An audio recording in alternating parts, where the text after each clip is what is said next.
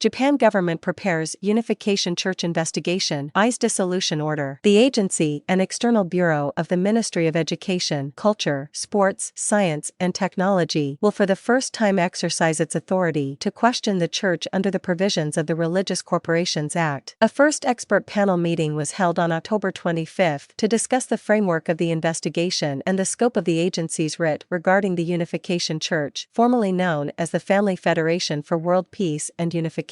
According to the agency, there were no objections to beginning its investigations by the end of the year in line with the central government's goals, or to the government's assertion that violations of the Civil Code qualify as criteria for a religious group's formal dissolution. A clearer picture on the standards for the probe is set to be revealed during the next meeting on November 8, while the agency is also planning to begin collecting information in advance. The expert panel consists of 19 members, including religious leaders as well as religious and legal scholars, who are also members of the Religious Corporations Council, an advisory body to the culture minister. Only 2 religious groups in Japan have ever been hit with dissolution orders based on the Religious Corporations Act: the Aum Shinrikyo cult and Myokakuji in Wakayama Prefecture. In both cases, top group officials were facing criminal charges. As for the Unification Church, civil courts have ruled it responsible for illegal activities as an organization. However, there have been no court verdicts recognizing the criminal accountability of the group's top representatives. However, expert panel attendees expressed views supporting Prime Minister Fumio Kishida's novel assertion that not just criminal acts but civil code violations can trigger a religious body's dissolution in cases where the organizational nature of these actions, their maliciousness, and continuity are recognized. Some panelists also apparently called for investigators to be mindful of freedom of religion. After the probe's parameters are set, the Cultural Affairs Agency will consult with the Culture Ministry's Religious Corporations Council on what exactly to ask the Unification Church and its officials. If the probe confirms that the Unification Church should be disbanded in Japan, a dissolution order request will be filed with the court. If the court approves it, the Unification Church will lose its corporate status and be ineligible for tax and other privileges accorded to religious organizations in the country. The church will not be banned from private activities.